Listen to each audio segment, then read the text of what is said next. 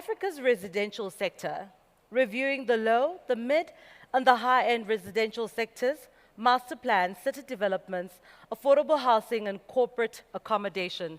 To give us a lay on the land, please help me welcome to the stage Shadrack Mella, Lead Valuer, East Africa at JLL, with the East Africa Living Report covering affordable and student housing.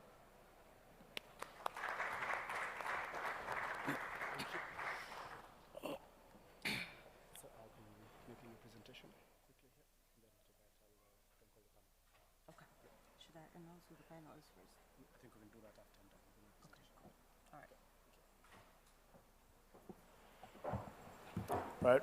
Thank you very much. Good afternoon, ladies and gentlemen.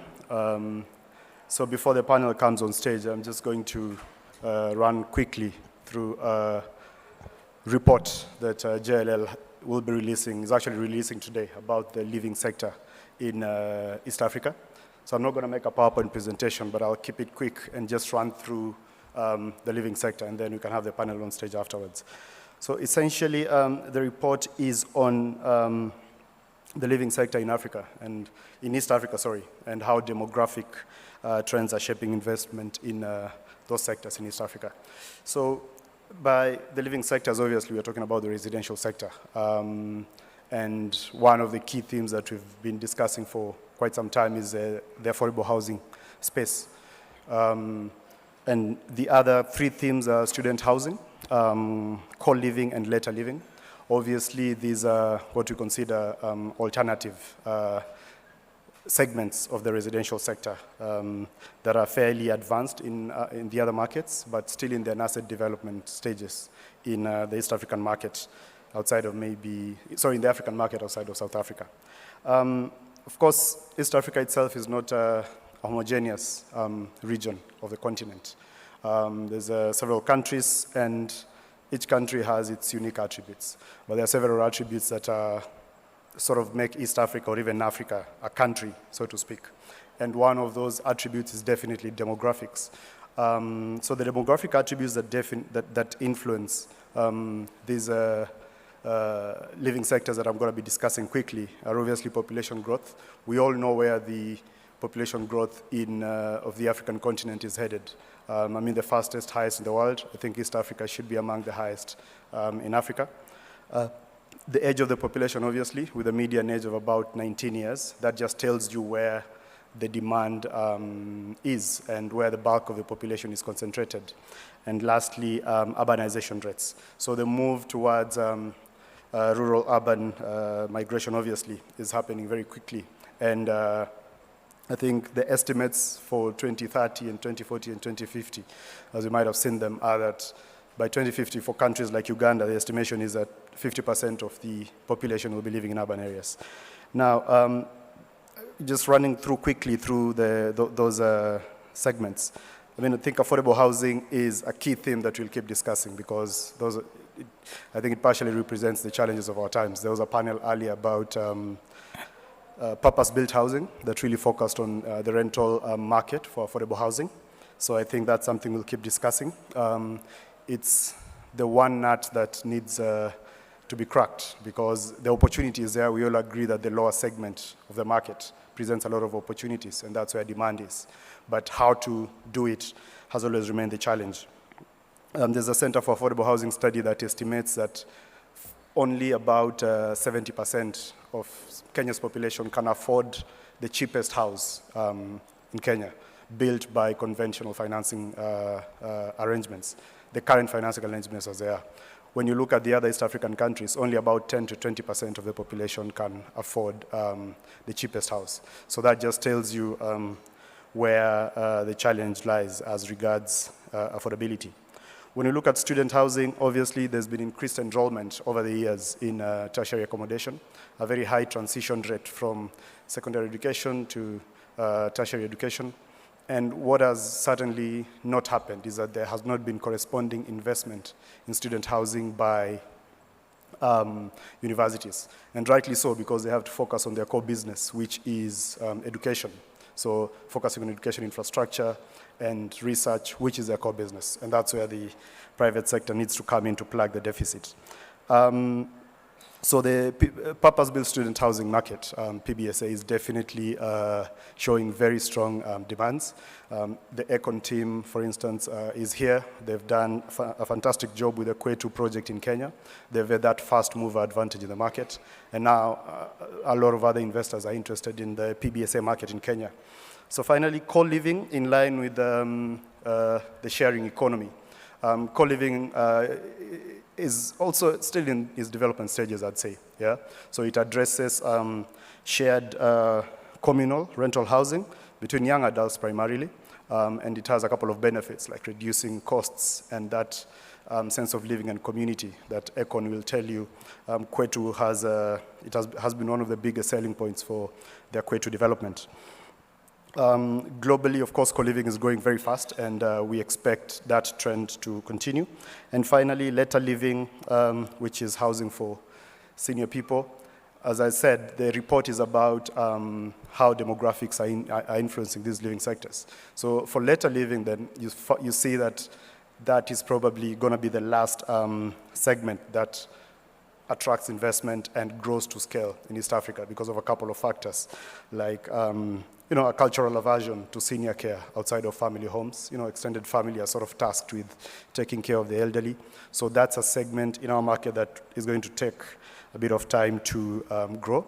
But that opportunity definitely is going to correlate with the upper and middle income segments of the population. So in a nutshell, I can see she's waiting on me. That was just an overview of the report, which I think we've just released. So it should be available on our website and our LinkedIn page. And yeah, you can have a look at it. Should be an interesting one to read. Thank you very much. Do you want to announce the panel? All right, and I think I will now just call my panel to stage, starting with Sam Kariuki, who is the CEO for Vida Homes from Kenya. Brian Annenchino, I hope I pronounced that correctly. He's a VP for Sales and Marketing from Echostone from the USA.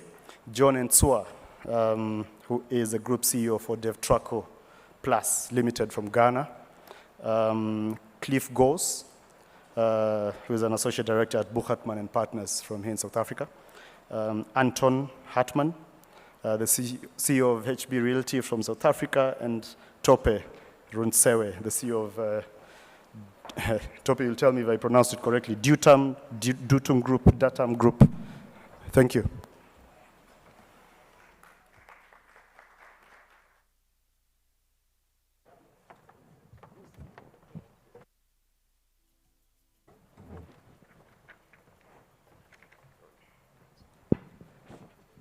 All right, welcome, gentlemen. We've ended up with a very unbalanced panel, but I think we'll get the job done either way.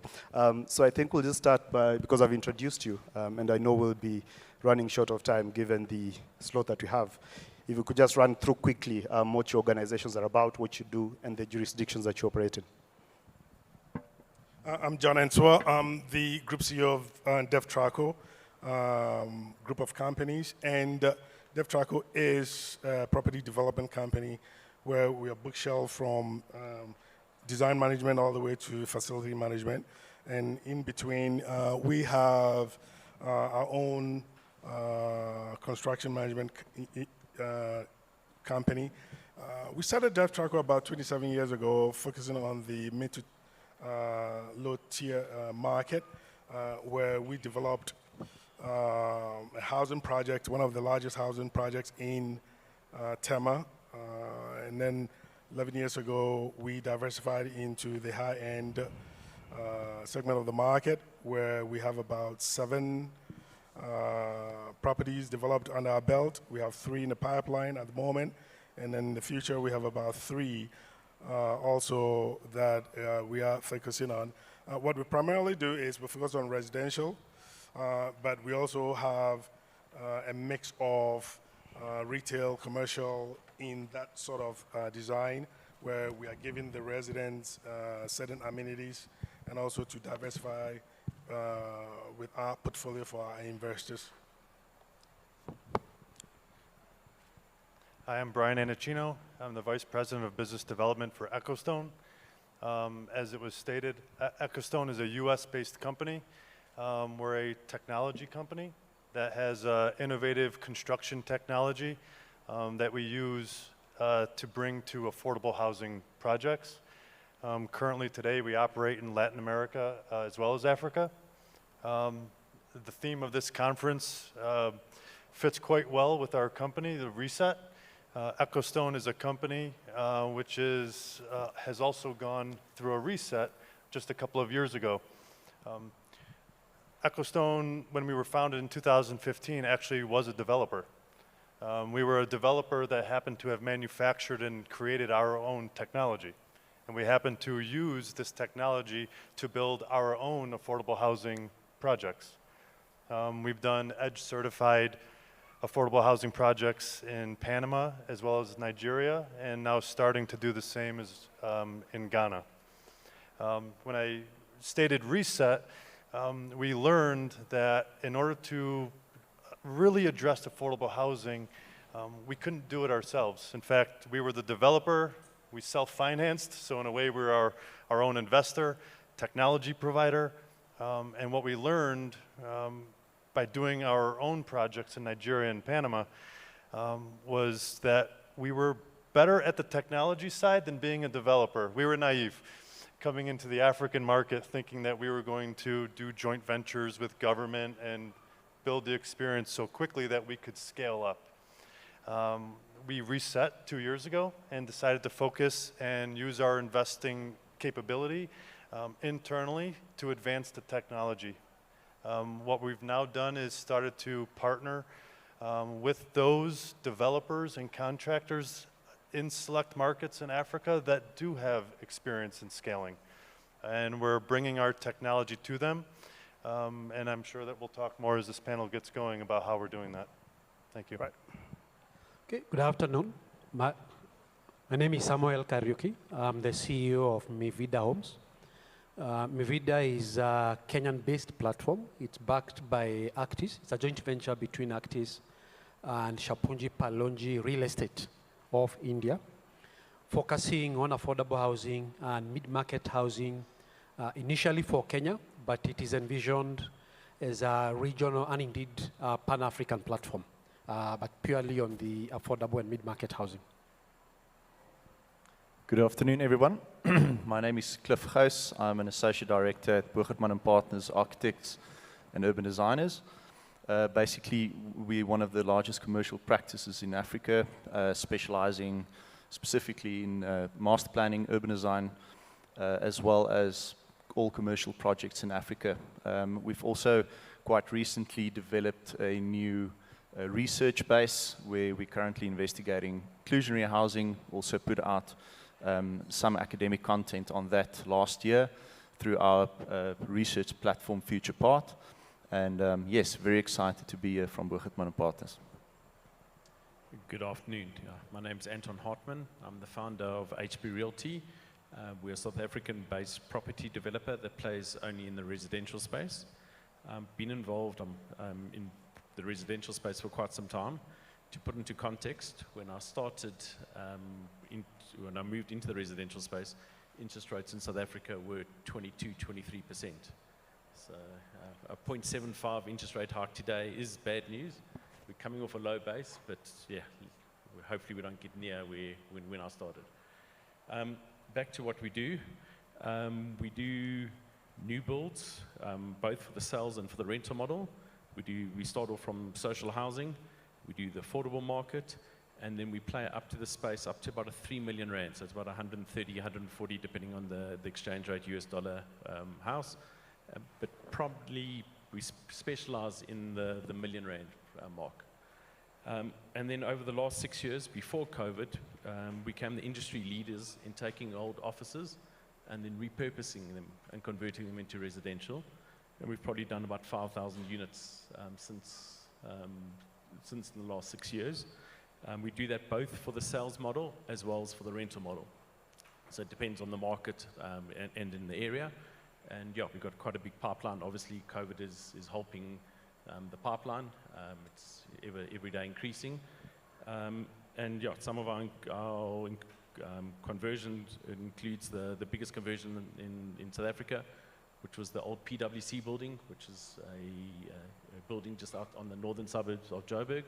And we converted that from an old office block, very big office block. They moved into a brand new building in a new precinct, and we converted that into 700 apartments, which is now fully let.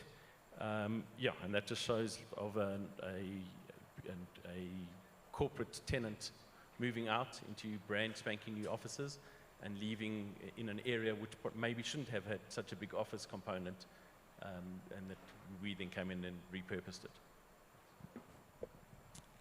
Good afternoon, everyone. My name is Tope. I'm the CEO of Dutum Construction Group based out of Nigeria. We are principally construction contractors that provide construction services to different sectors of the economy. The company is over 3 decades old, and traditionally we started off providing construction services in the public sector. So we were big on infrastructure provision through to government of Nigeria and several other governments. In the past 2 decades, we've pivoted a bit and now focused a lot on providing the same services, but now to mostly private sector players.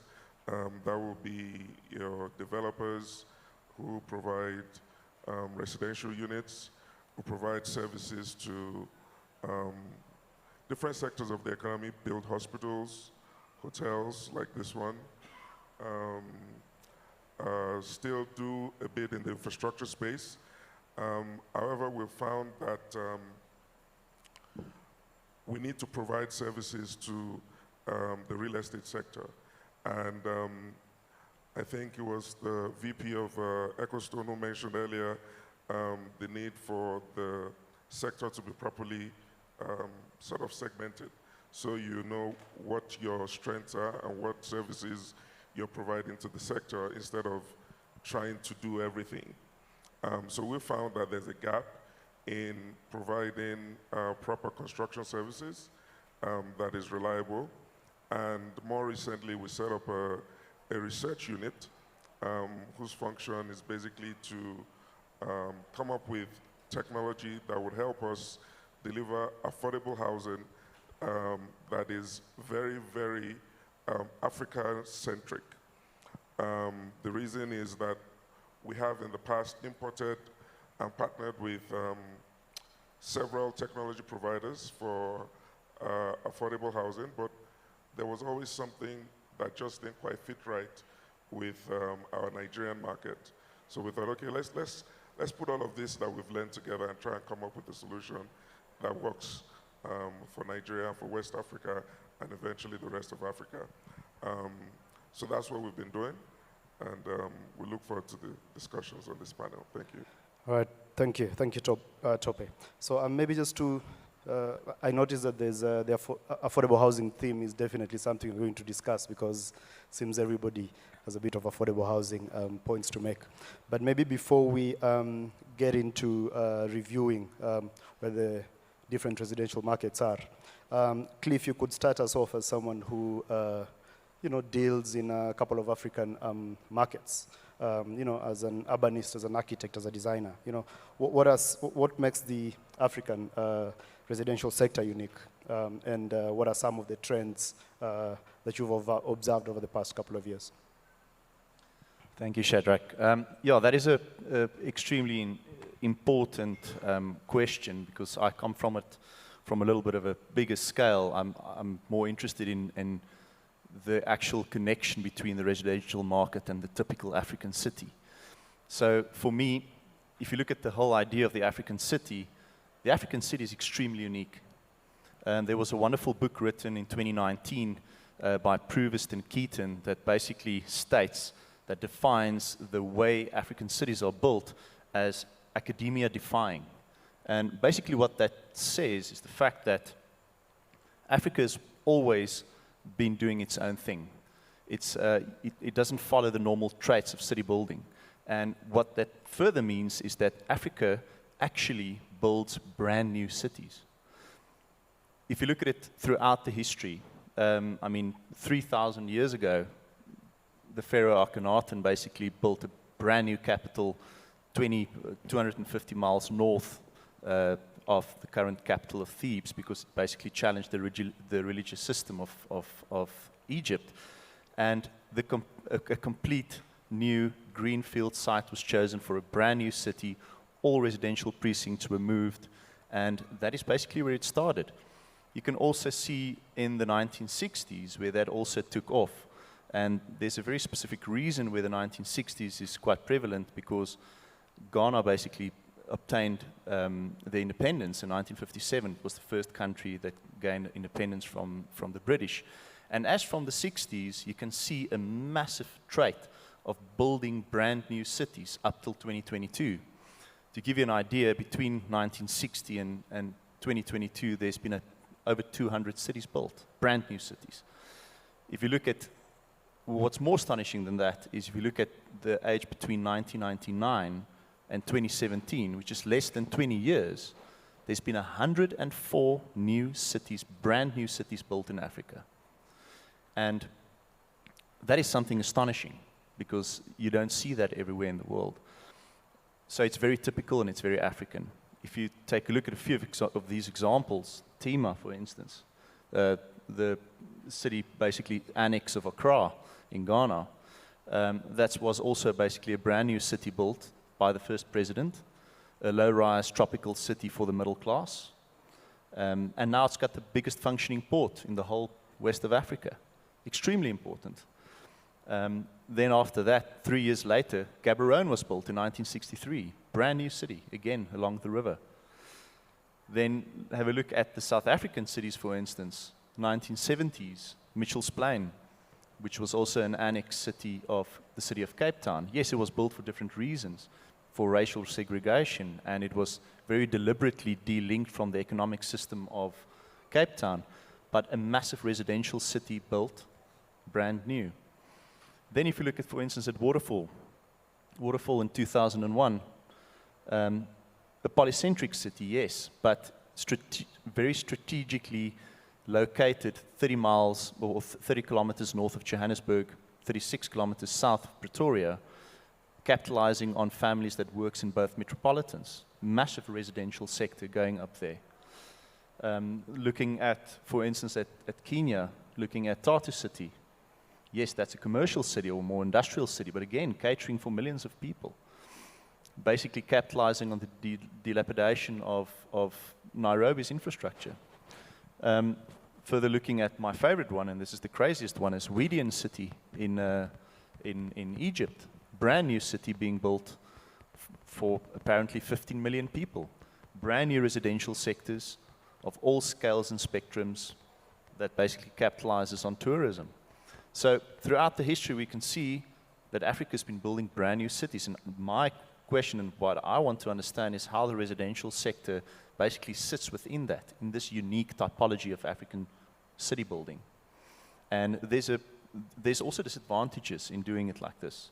For instance, a lot of the resources and wealth that could have been spent on densification and creating more affordable housing in city centers are now being pulled out, creating polycentric cities, and that unfortunately worsens the cases for the cities that does not see that money and wealth. And we must also understand in Africa why developers and why investors do this. Because if you look at our African cities are tangled up in red tape. I mean, if you look at land ownership, tribal ownership, legal problems, town planning issues. So it's just much easier to go and build on greenfield sites. And we must ask ourselves, how does that influence the current residential market, and who are we actually building for? So the trait and the relationship between city building and residential compound building, for me, is very interesting. All right, yeah, thank you, Cliff. Those are interesting insights. Maybe now jumping back into the residential sector itself. You know, we're here to sort of review the low, mid, and high end of the market. I think what we can all agree is satisfying demand in the upper, middle, and upper end of the market is fairly straightforward because the path to profitability for developers is very clear. Yeah. So the conundrum remains in the lower end of the market, which is what we call affordable. And I think going back to the previous discussions during EAPI in Nairobi in May, there was a question of how affordable is affordable.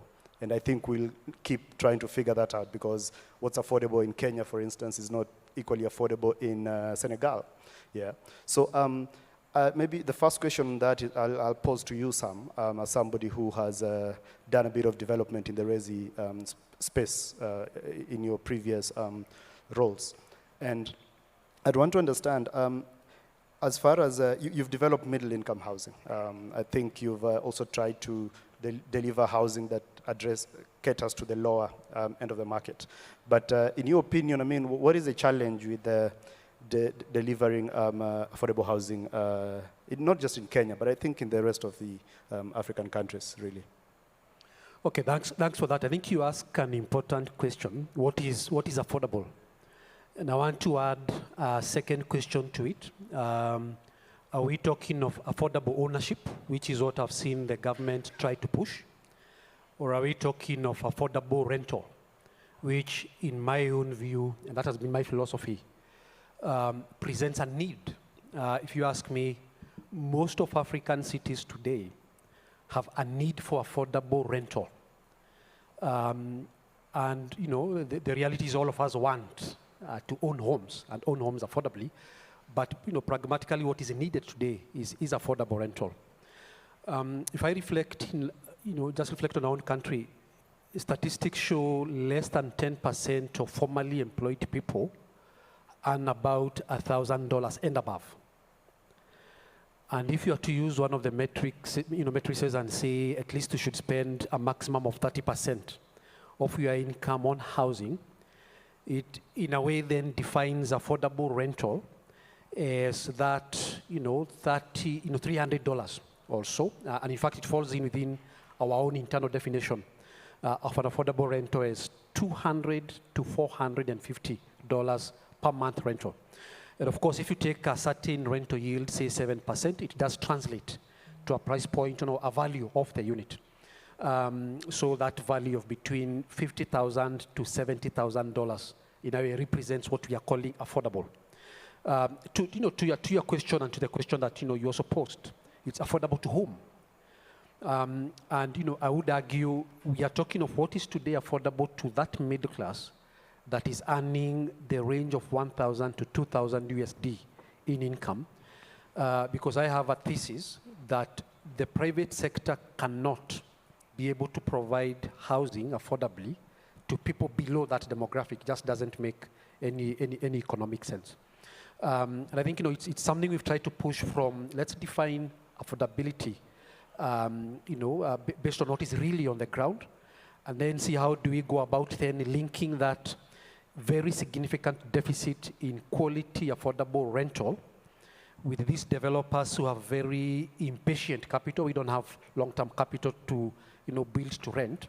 How do we crack that? And that to me is the crux of what affordable housing is all about in Africa at the moment. Yeah, fantastic. I think you mentioned points that I was actually going to come to. So before I jump to someone else, maybe I can just pose a follow-up question to you then. Of course, you've said impatient capital is a hindrance to developing long-term housing for rent.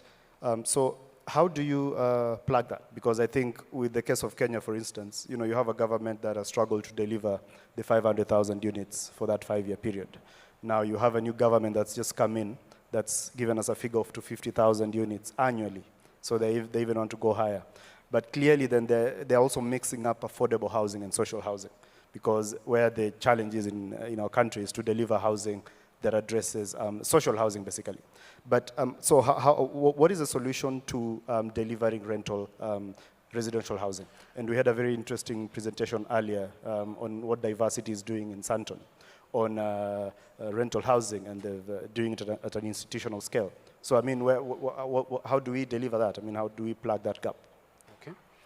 And I suppose, it's good at least the new government is still having that agenda of affordable housing. Just to give some statistics, in Kenya, and that probably represents the better part of Africa, We have a cumulative deficit now estimated at more than 2 million units and growing at 250,000 units per year. So I'm not surprised the government would say they need to be developing 250,000 units a year. And I think in a way what the private sector has done is to settle at a definition of affordable housing that is addressing at least part of this 250,000. In fact, the 250,000 is a primary deficit. You also have a secondary deficit because you have a huge component of the middle class that is living in this very unplanned sprawl in peri-urban Nairobi.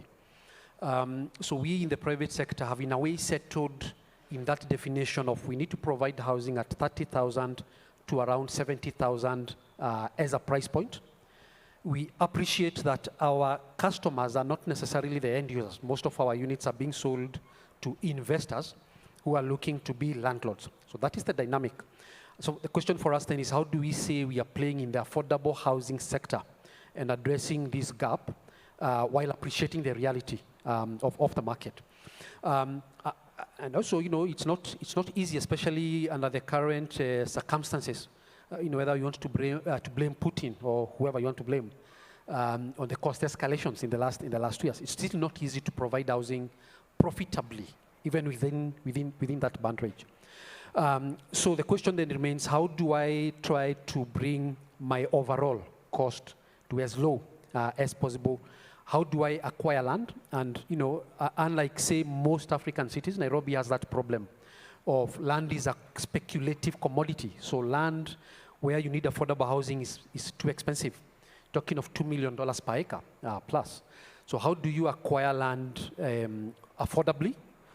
How do you avoid upfront deployment of capital to acquire land? Say you do joint ventures or sort of some arrangement with landowners. How do you leverage on scale, especially for institutional developers such as ourselves, to source in a strategic way and therefore affordably, because you are sourcing at scale? How do you try to squeeze margins from your contractors if you're giving them a lot of work? But also importantly, how can you insource, and you're trying to insource some of these softer costs to keep our overall soft costs as low as possible, and keep our margins, profit on cost anywhere north of 20%. It's increasingly difficult, but it's also it's an imperative.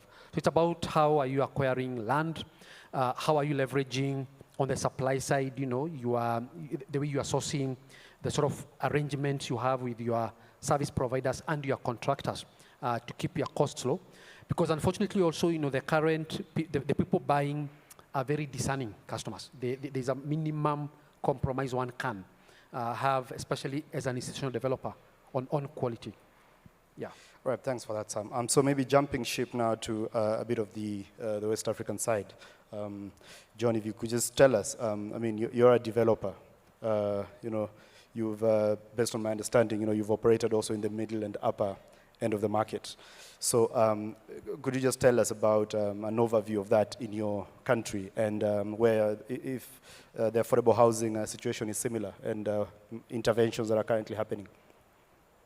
Well, so when we talk about affordable housing, right, and I think it's a systemic problem across Africa, and I have a different opinion of, affordable housing. And to your point is more or less, who is it affordable to? But before we get to that question or an answer for that question, we need to sort of begin to look at where the problem is. Affordability, when you talk about housing, has become a political football, where what the government says and what they do are two different things, right? But when you look at this, the plethora of solutions that could be viable requires public-private partnership. At a certain affordability rate, the private sector, it just doesn't make economic sense. And the private sector will not participate and will require certain sort of incentives from the public side to make this a reality.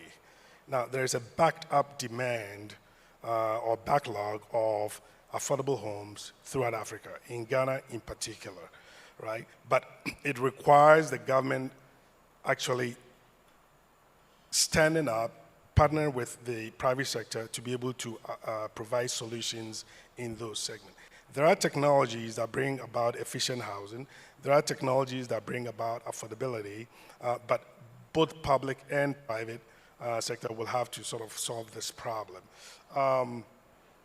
As far as Devtraco is concerned, to the extent that we define affordability in a realm that makes economic sense to us, may not necessarily solve the entire problem. And when we look at it, obviously, we are beholden to shareholders and so forth, so we have to make prudent financial decisions or economic decisions where there is a great return for our investors. And until the government is able to incentivize in other ways for us to make it affordable, we will definitely pursue that. Now, in full disclosure, with Echostone, we've begun conversations with Echostone for a particular segment of the affordability market in Ghana, and we continue to have that discussion. We believe there's a solution there, but it will not solve the entire problem. But it requires innovative thinking. It requires the fortitude of government to be able to step in and do what is required to be able to provide housing for the masses where it doesn't become a social problem as it is today. Okay, thank you. Thanks, John. So also, I think it's time I let maybe Anton, chip in. I mean, you're also an upper high-end residential developer, primarily in South Africa, but I know you ventured into John's market to give him some competition. So maybe you could also tell us a bit about your experience with housing generally and the opportunities and what you see in the lower end of the market. So what we're seeing in our most expensive product is about 3 million, maybe 3.5 million rand, predominantly in the Joburg area. And obviously there's been a big migration down to Cape Town. So the Joburg market is tough, but what we're finding is we kind of focus our attention in that market, not to the investor, because we're finding that investor market is a bit fickle and it's moving to other areas. And the Joburg market is for people that are outgrowing their apartments at their current. They're looking at bigger houses. So we're looking to do little mini clusters where people then, they've been in apartments and now they're moving into bigger because they're having kids and they're also wanting to be in areas that are closer to their work. So some of the big apartment developments that are happening, there's not much land left around Joburg. So it's all on the outskirts.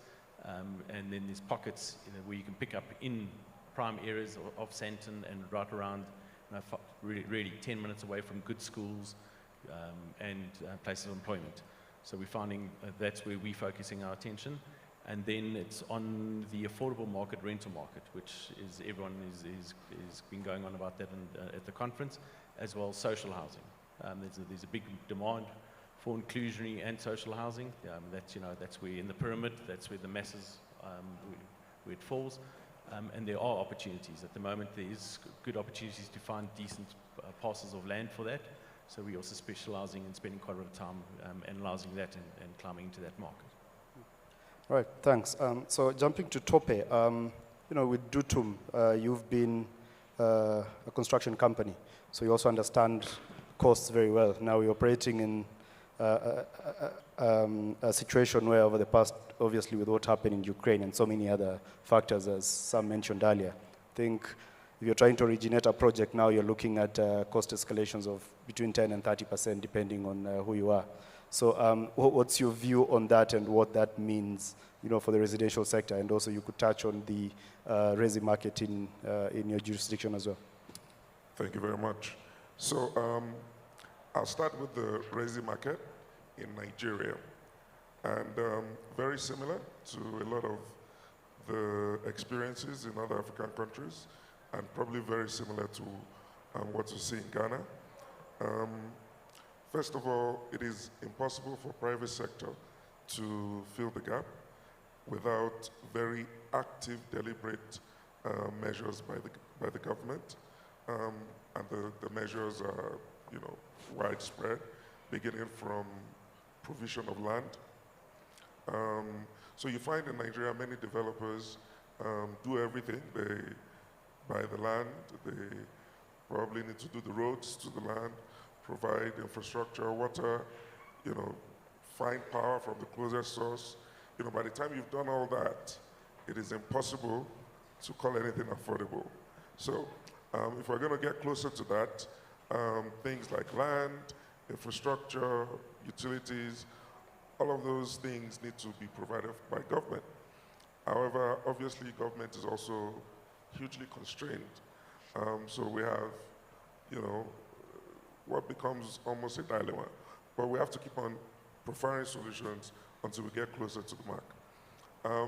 Talking about construction costs, and this is probably why many developers in Africa still try to do what they call direct build, so they just try to build themselves instead of engaging a contractor, because obviously if you engage a contractor, you're going to have the additional 15–20% profit margins, because we're here to do business as well.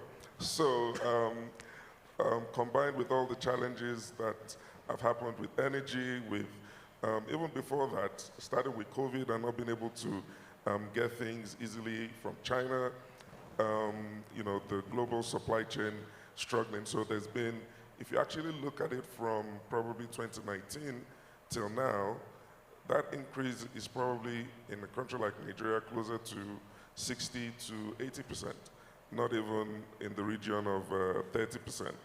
And so we've had projects where we've had to renegotiate with our clients every 3 months because Nigeria is so, too many factors make it very volatile.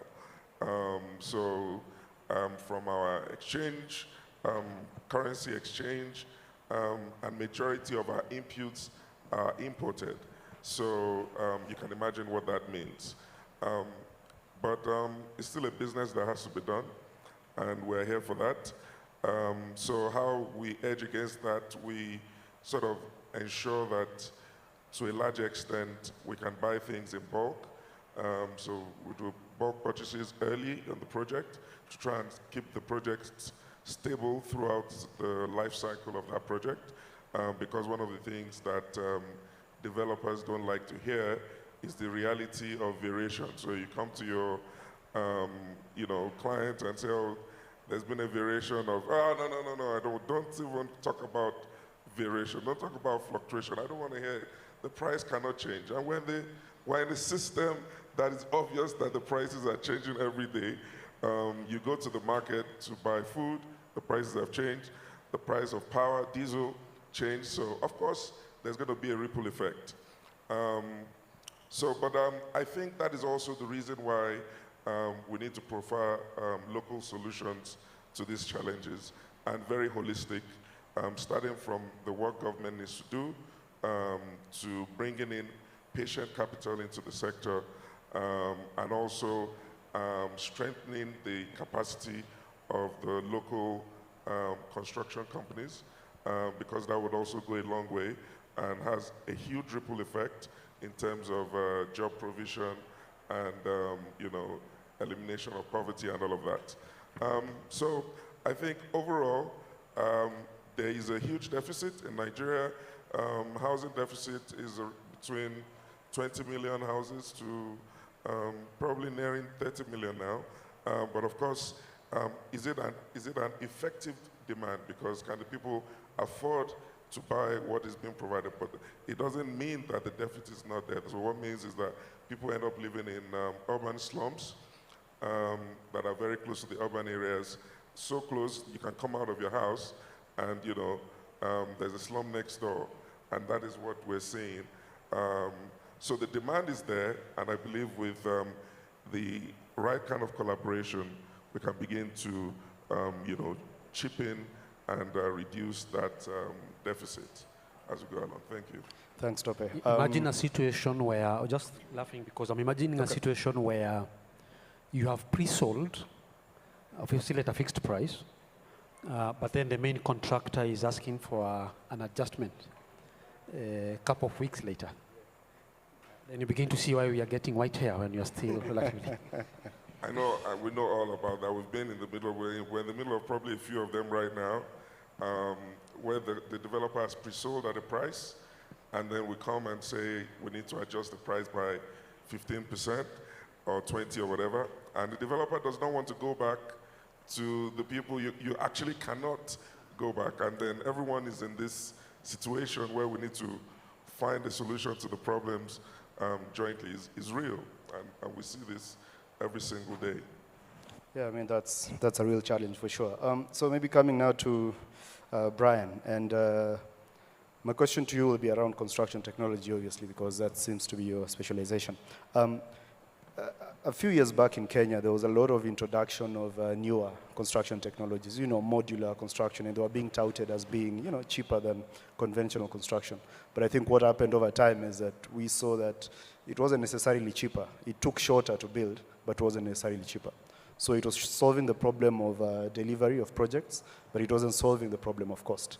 So I mean, from your perspective, I mean, how can we leverage technology to improve the delivery of affordable housing? As a former developer, we understood the challenges. Just as a benchmark in Nigeria, the homes that we built as a developer at the time, but using our own technology, our homes sold for 9 million naira, or about 25,000 US. And this was a community that had full road infrastructure, security perimeter walls. We built a wastewater treatment facility, and still were able to have a selling price of about 24 to 25,000 US. So we know it can be done. Can it be done at scale is a question. The approach that we have taken on the affordability side takes a couple different angles. For the developer, and as a developer, we understand that there's an inherent conflict with affordable housing.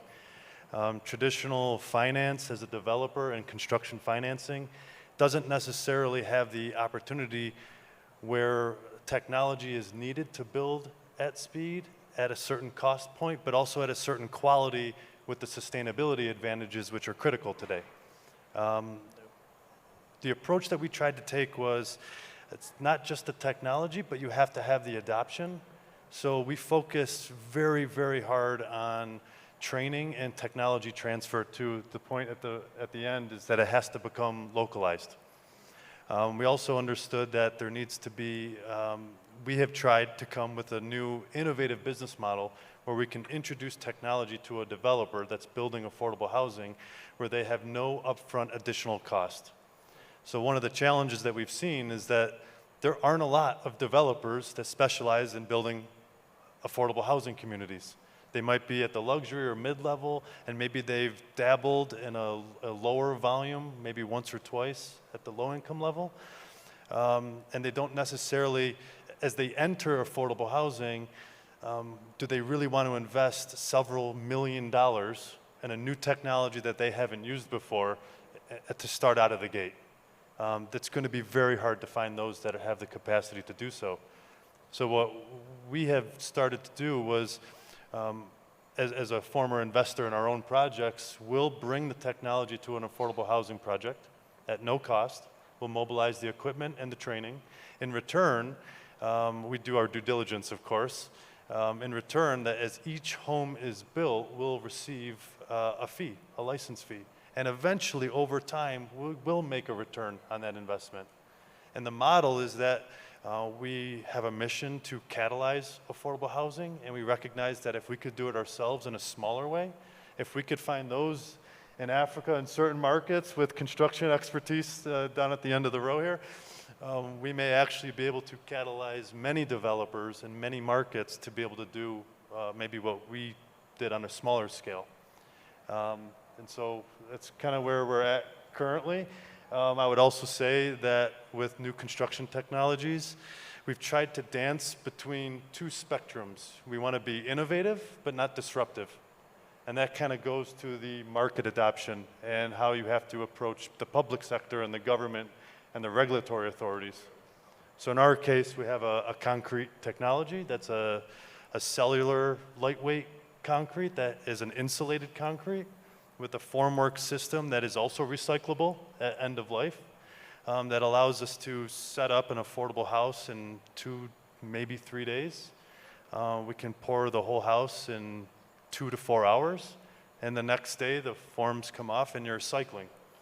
And it's just a matter of the dynamics of a particular project, but we've seen evidence now in many markets where there are certain expertise within developers and contractors, and it doesn't have to be our technology, but it's certainly there. I think what's probably most important is the business model in which construction technology can be leveraged in such projects to be successful long term.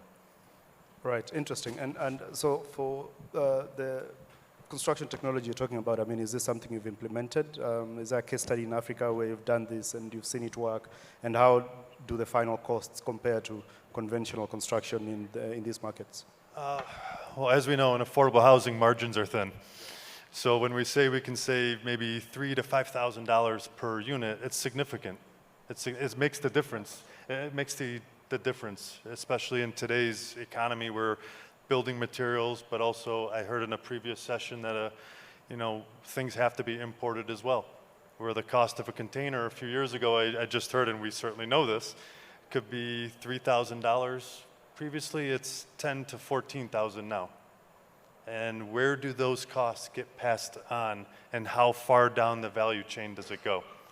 And so we try to save enough to make it viable for the developers and the contractors, but every project is different, so they have to be evaluated independently as well. Right, so maybe I'll pose a question to Cliff from your perspective and working with developers. What do you see as some of the issues or barriers towards adopting these new construction ideas? Yes, also a very good question, but obviously what we've seen is we're working with a wide variety and spectrum of developers. The fact that obviously it's different, driven by different developers, and it's also some developers looking for different types, models. Other developers are a little bit more experienced in specific models, and they know what to roll out. The biggest concern that I've seen is trying to convince these developers that, or some of the developers, that there's actually a new way of doing it. As soon as they get a recipe that works, they really want to look at multiplicity and trying to roll that out. And that's not only South African, but also globally in Africa. We're busy now with quite a successful residential student housing urban scheme almost, but quite a lot of units in Pretoria that is working extremely successfully. The first phase has got more than 1,000 students on the waiting list, and the client is really reluctant to try and deviate from that model, although we know that there might be new ways of doing it.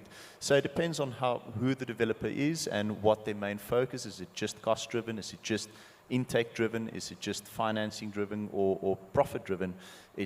That's what basically makes the difference. But yes, we're in a position where we're really trying to challenge the status quo of how we do things and how we design these buildings, because especially from my perspective, I'm an architect, so I'm always trying to look at new construction materials, exactly new methodologies of building, how do we basically reduce the most expensive parts of building, which is your kitchens and your bathrooms, and how can we create more shared facilities that can actually create better profits and better returns, but also create greater and nicer urban environments and residential environments.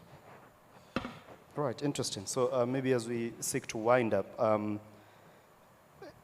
the earlier panel that discussed purpose-built housing, I think there was Carol from Diversity with the very interesting model, and Deborah from DFC. And the argument they were making, or rather the thesis, is that as a DFI, they're willing and ready to invest in rental housing in Africa because the fundamentals are right. For maybe if I'd pose this question to the developers, is that a route you'd be willing to take, or does it go back to the point about patient capital? Maybe I can start with you, John. Well, I mean, definitely. Obviously, we always consider alternative financing in our models, and obviously, if it makes economic sense and it's a win-win for both the financier as well as the developer. And I think a financier such as the DFI is coming in, having to understand the landscape and some of the constraints that is hang on the neck of the developer, and able to sort of either mitigate that or sort of help us, reduce that. Obviously, will be something that we'll entertain. Also, I think they also have to understand the landscape in terms of where segments of the market that they can provide that patient capital. Now, those that are able to take the construction cost or risk, obviously, certainly we welcome that, because that seems to be one of the areas when you're looking at project financing that becomes a dicey sort of area where if you are not able to sort of put in the mitigating factors to get in compliant, obviously it becomes an issue. So definitely alternative financing, we welcome that to the extent that it makes sense. Right. Anton, do you share the same sentiments? Yeah, I've yet to see patient capital, unfortunately, in my lifetime. We pay the bank back, interest rates are rising, construction prices rising, as you're saying. I mean, it's real. A classic example, tile we used to use before COVID, we're getting it for 95 Rand. That same tile now is 140 Rand. So it's 50 Rand per square, every single square, straight up, and that's never mind the labor costs. So it is a big issue. We do look at new building techniques. It's always promised it'll be quicker, faster on that, but the first ones aren't, because your bricklayers know how to lay brick. So when you look at new technologies, there is always teething problems, but we have implemented new technologies. We are using different lightweight building technologies, and it does work. So you have to persevere, and you have to make sure that you get the right team to build the right product for you. So yeah. All right, I know we are running out of time, but I don't know, do we have time for 2 minutes? Okay, so do we take questions or maybe a final round of closing comments? Starting with Tope. All right, thank you so much. I think very, very straight to the point is for affordable housing to work, there needs to be a lot of collaboration, a lot of creativity, and last thing you mentioned, which is perseverance. We need to try things. If it doesn't work, try it again until we get it right. But I think we'll get it right. Thank you. Yeah, and following on from that, there's always going to be a big demand for the residential, be it rentals or sales. It is a tricky market, but I mean, if you look at what's happened over COVID, and especially in South Africa, it was the first sector that bounced back, was the affordable rentals. Quite quickly we're back to pre-COVID levels. And I mean, in some of the developments, we've seen escalations in the rental, which is helping mitigate the extra building prices. So yeah, there are some green shoots, but yeah, it is all about perseverance at the moment in this market. Yes, from my side, again, from a larger urban point of view, in order for us to understand the residential market and especially the affordable housing sector, we need to understand how our cities function. And we need to understand the relationship between housing and city building. And definitely also we need to understand that planning is an ongoing process. It is not static, it is very sporadic, it is very dynamic, and the housing sector also need to be able to tie into that. Secondly, I think that we also need to plan for adaptivity. We should also be very wary of implementing strategies and concepts that has not been proven yet. And then lastly, we're in Africa and we usually do things different, so let's be innovative. Thank you. I think I go back to where I began. The need is for affordable quality rental. That's the immediate need. And obviously any long-term capital that guarantees offtake for developers such as ourselves is probably the key to scaling up and addressing this deficit that runs in the 20 of millions of units deficit across Africa. That to me is the key. Yes. Just recently, being in Ghana, I saw a sign on the side of the road that said affordable luxury. And I said, wow, we got to hire those marketers. But it's great to have Yeah, was it your sign? No. I think it's great to have that aspiration, and it's the goal that we should go for. Affordable housing should have luxury. It should have a certain standard of quality. But there's also no magic wand. Technology itself won't solve it, and neither will investment, or just a developer or just a contractor. It was said best probably, be creative, be collaborative. It's probably the only way to get there. To have a solution approach. Well, my sort of remark there will be that we are at an inflection point. The market will correct itself, and investors have to take a long-term view at the real estate market, particularly the residential market, and also be willing to partner with the value chain partners that have either the best practices or the experience to be able to execute. But I am bullish, and I'm taking a very sort of bullish approach to the residential market. Well, thank you very much. So thank you for your contribution and insights, gentlemen, and for our audience.